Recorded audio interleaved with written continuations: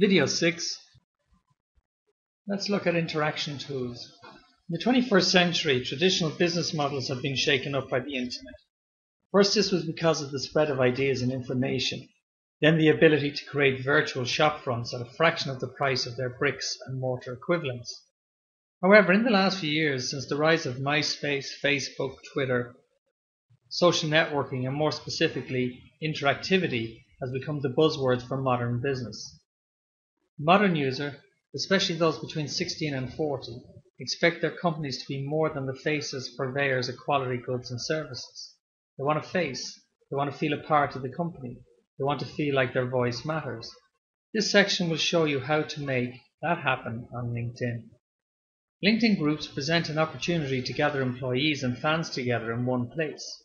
This gives you the chance to begin discussions with these people, to run polls, and to post content for just your fans to see. Setting up a group is very easy. You do not access it through your business page, but through your personal profile. Go to the top bar of your home page and click on Groups. Click the Create a Group button on the drop-down menu. Step 1. Create a logo image for your group page. First, choose between a company branded group or an interest group. We can see further on the difference between the two. If you choose the former, use the same square logo as your company page. If you choose the latter, it will be better to use a picture related to the nature of the group or the nature of your business. Next, check the box to say you have the right to use the picture. Make sure you have the right, of course. Step 2. Enter the group name. Naturally, it can be the same as your company if you like, or something related to your company's interests. Then choose what type it is. The choices are alumni, corporate, conference, networking, non-profits, professional, and other. Step 3. Write a quick summary of your group. This could be the same as your company, however this might not play well to your prospective audience. Orientate the summary towards what you want the group to achieve. For example, this is a group that is designed to allow users to discuss our products, to help form the future of our company, and reward our leading supporters with exclusive news. Remember your SEO when writing the summary. It should be short and to the point. Keep focus on the most important information. Remember that you can put more details into Step 4. Step 4. Your group description should be a longer version of the summary. This is your chance to expand the basic points you made in the previous step. Keep using short sentences and keep them to the point. Remember your SEO by choosing a couple of keywords so your group turns up in search engine results. Step 5. LinkedIn requires you to state a contact email address. This can be your personal email address, or you can use the same company email address you use when setting up your company page. Also include a web address. Whilst this is optional, it is a good opportunity to create another quality backlink to your website. Perhaps use a product page or a blog page or even your contact page. The choice is yours.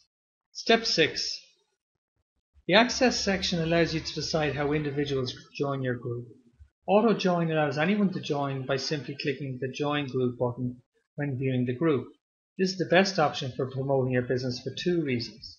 First, users prefer open groups as it gives a good impression, and second, if your group becomes popular, you will not want to have to approve or reject potentially hundreds or thousands of applications. The Closed Request Join option is better if you want to filter your group's members. If you want the group to only be open to employees, or if you want to create a select group of people in the right industries and so on, this is a good means of doing that. You can further develop this option by deciding if you want to display the group in the group directory or not. In the same theme, you can decide if your group name and logo turns up on the user's profile or not. Then you can decide if group members have the right to invite others or not. And finally, you can pre-approve certain users who are already on your contacts list. Step 7. The final element of the setup allows you to select the group's language. By doing this, you help LinkedIn filter groups according to the search requests of users. The location is really only useful if your group is location-based. This might be good, for example, for a temporary group that is looking to bring together people for a specific project, such as building a new store in a city and so on. By linking your group to your Twitter account, you can automatically turn new discussions and comments into tweets. Finally, sign the agreement and click Create a Group. Now we look at branded versus interest groups. While there are many types of possible groups for you to create, there are two main themes to bear in mind. These two types revolve around a single question. Do you want group members to know this group is run by your company? A branded group is upfront. This means the user wanting to join your group knows exactly what it is going to be. They know people will discuss your company, your products and your services. A lot of people appreciate this honesty and will make an informed decision about whether they want to join it or not. Interest groups have the potential to discuss a wider subject than just your company.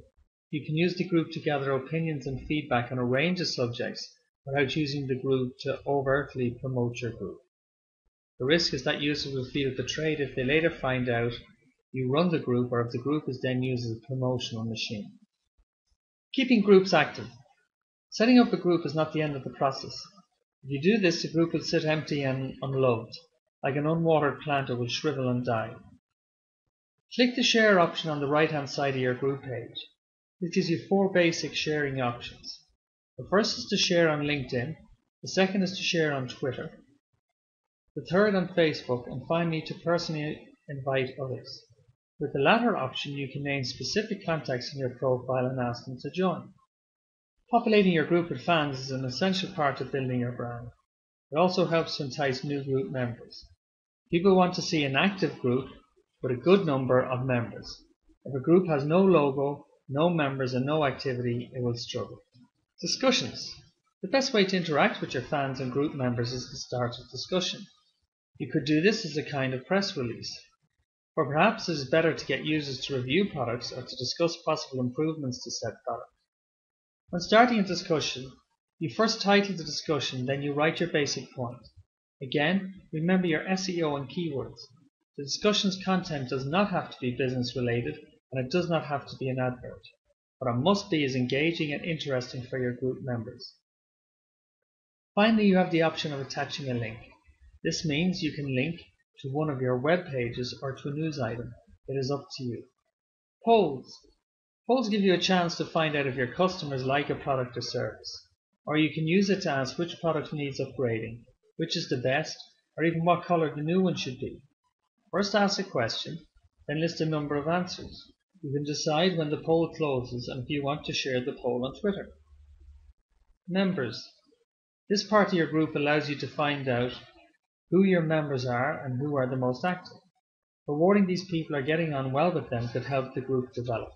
Promotions. These are created using other pages or through your business page, but they will show up on this section of your group.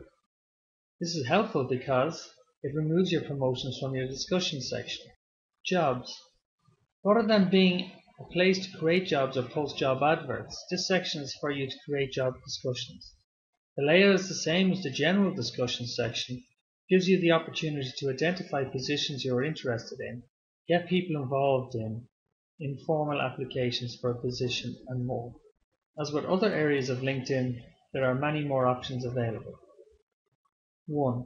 Check out your own activity on the site. Is it enough and is it well targeted? 2. Check the settings to make sure the group is optimized. 3. Start a subgroup within your group. 4. Check out the group profile. Is it attractive? 5. Look at the group statistics. So that completes the course on LinkedIn for Business. I'll end this series with a checklist video which recaps on everything I mentioned in this course.